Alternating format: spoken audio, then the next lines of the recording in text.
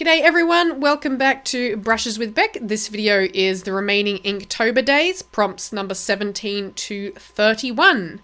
If you want to see all of these images individually, they are over on my Instagram account or my Facebook account, so check those out if you want to see the finished pieces rather than just the speed video.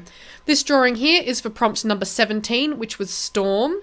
I had a pretty good idea for this quite early on, and I had these big visions for it, and it worked out pretty good, but I wish I'd had some like actual ink to paint with to make this quite a dark and looming picture with the waves and the thunderstorm above with the birds sort of floating through that image. But I think it actually turned out pretty well, and I managed to get sort of the impression of what I was going for with this piece. I could have spent probably easily 3 hours on this if I wanted to do stippling or, you know, painting with inks or whatever else. But I think the hatching and everything worked out pretty well.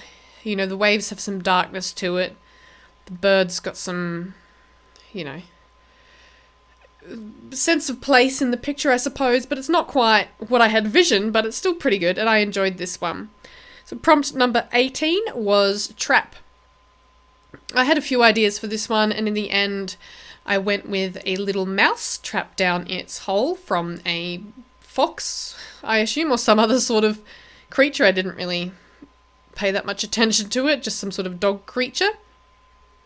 And I tried to go with a different perspective for this and show the mouse below Earth, so I coloured in the Earth around the hole to make the mouse stand out, hopefully make the mouse stand out more within the hole. So that was quite a process, colouring that in with the Pentel brush pen. Again, another place where inks to paint with would have been really, really useful.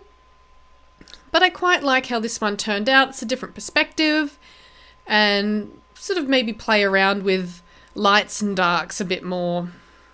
And I really quite enjoyed it. And the end result's not too bad, I suppose.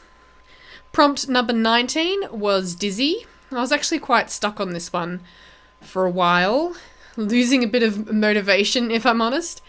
And I eventually decided to go with a dung beetle rolling a ball of dung along the ground, because I thought, you know, if your head's facing down and you're walking backwards, you might get a little bit dizzy too. So I thought that was just a simple little idea that I could illustrate quite quickly, and it turned out okay. I mean, I don't love it, but it's a decent picture. And I thought I would try. I'd seen people do cross-hatching where it was really all different directions, and I thought that could work quite well for the dung ball to show sort of different, I suppose, texture around the whole thing. And that worked out quite well. So that was just a fun little sketch for prompt number 19, and I quite liked that it sort of told a story rather than just was a static image for that one. Now, prompt number 20 was Coral, and I didn't just want to draw a piece of coral without any sort of... I was starting to really lack inspiration around this point, and I was just sort of Googling coral trying to get inspired when I came across the brain coral, and I thought I could just sort of fill the page with this fantastic pattern that you get from the brain coral. So that was quite fun. I mean, it's probably my only one that's not an animal. Doesn't have an animal in it. So it's just this pattern on the page, and it's bold and striking, and you can't really tell what it is, but it's fun. So that was very simple, but it took a while because I did all these little strokes to sort of indicate a bit of texture around the edge there, but it turned out all right. Now, prompt number 21 was Sleep, and I found a image in my folders of a hyena that I took at the zoo of its sleeping, so I thought that was a great little one to do. This is a spotted hyena. Yeah, not much to say about this one either. It's very sort of straightforward, just using the fine liners there. That's the Pigma fine liners, just to get the fur texture in, and some lights and dark areas, and to just shade in that hyena, who looks very content and sleepy, I must say. So I do quite like this one, like the end result. It's quite nice, and I think it was a very quick sketch, so I'm pleased with how the sketch actually turned out. But yeah, nothing too adventurous here, I must add. I was much more adventurous earlier on in Inktober, I think. Then on to day 22 is Chef. Again, another prompt I was stuck with. Sorry, my cat was all over the place at this time.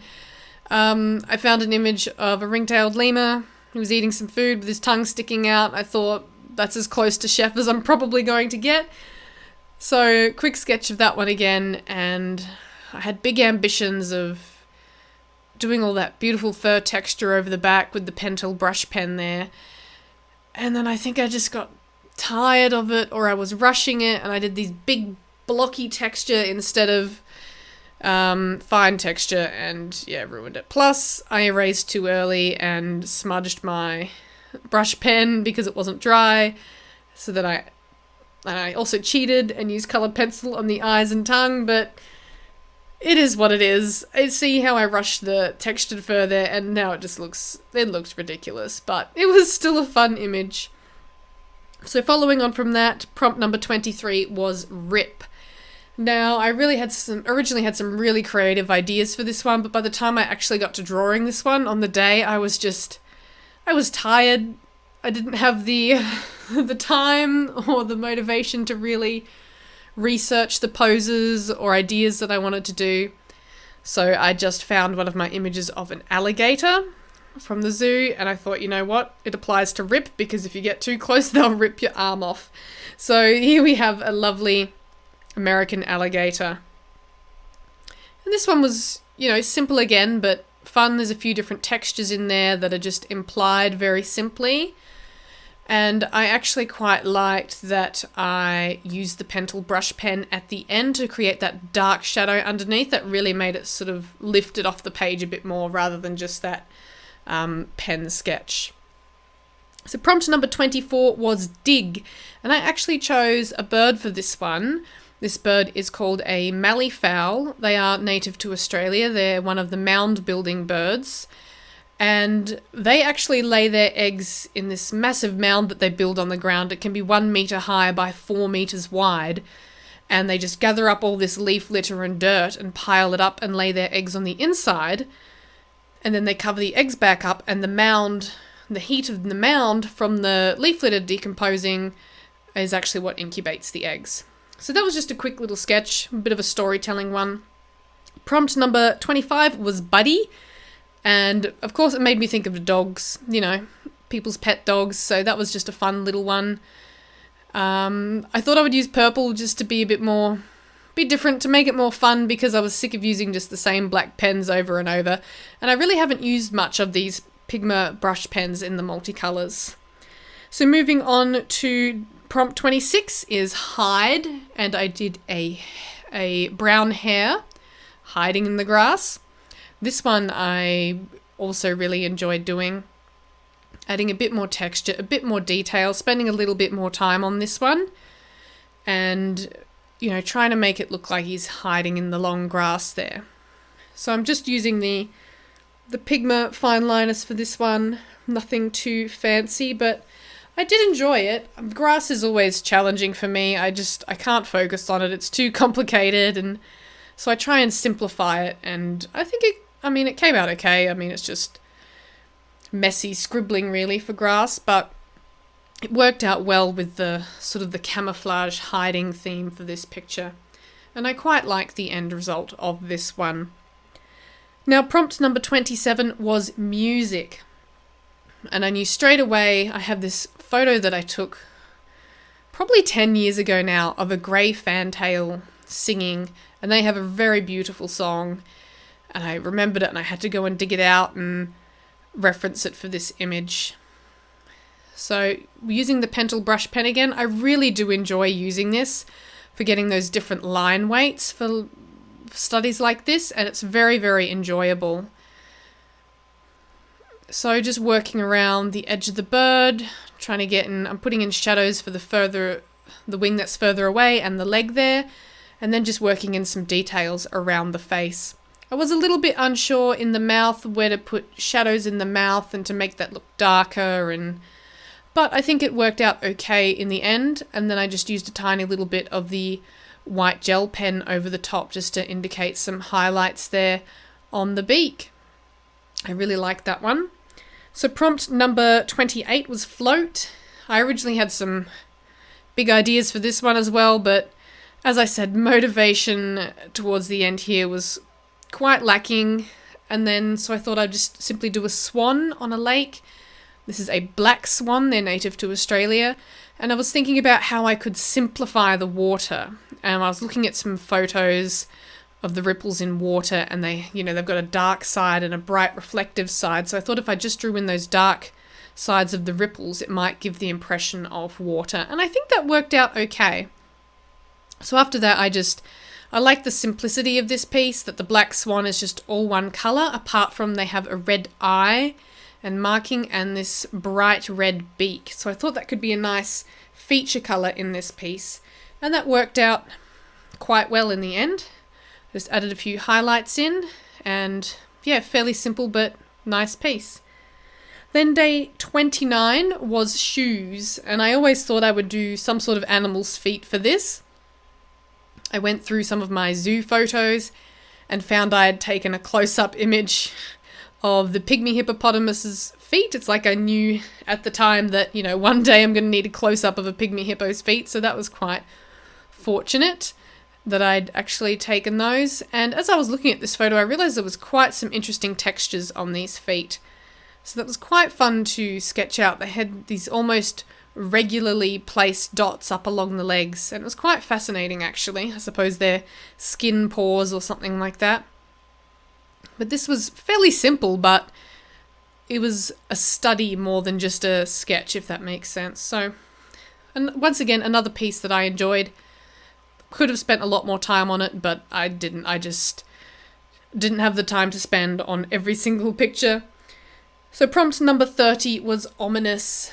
This one turned out not great, but the idea was there. So I thought of an anglerfish under the ocean, and I thought the surrounding area could be black, with obviously the anglerfish's lantern lit up, illuminating the fish in front and a little bit of the anglerfish's face. And it just didn't work out. I think my brush pen was running out of ink, so I was struggling with that. So I had to switch over the ink on that, and it still wasn't flowing properly for a while. And it just sort of got frustrating, and then I didn't get the anglerfish probably as dark as I needed it to be. And it's sort of just... it's not great. Like I said, the idea for this one is there, but I think the execution was very, very poor. Yes, not much else to say about prompt number 30, I'm afraid. Not too proud of it, but it's Inktober, you're learning, you're creating, not everything's perfect. So finally, for the last day of Inktober, prompt number 31 was crawl. So I thought, what better to illustrate for crawl than an insect? So this is a caterpillar of some sort of butterfly, I'm not 100% sure what, but it's a very hairy, cute little caterpillar. I thought it would be a great little thing to do using the brush pen again, because like I said, I just love the different line weights when using the brush pen. I can't control it very well when I'm trying to do like really fine, slow lines. My hand's very wobbly. It really accentuates that, but it's a lot of fun to use. So this one again was really simple, really straightforward, but I quite liked this one as an illustration because it sort of just, it tells a story as well. I added a bit of colour because I thought it would look a bit better with a bit of a pop of colour. So I've added that as well. So like I said before, if you wanted to see any of these pictures or from my previous Inktober video, just to look at them a bit longer rather than in these quick videos, head over to my Instagram or Facebook page where you will find me at Brushes with Beck. Thank you very much for watching. Please give the video a thumbs up, comment down below, subscribe to my channel, and I will see you next week for yet another art-related video. Stay creative.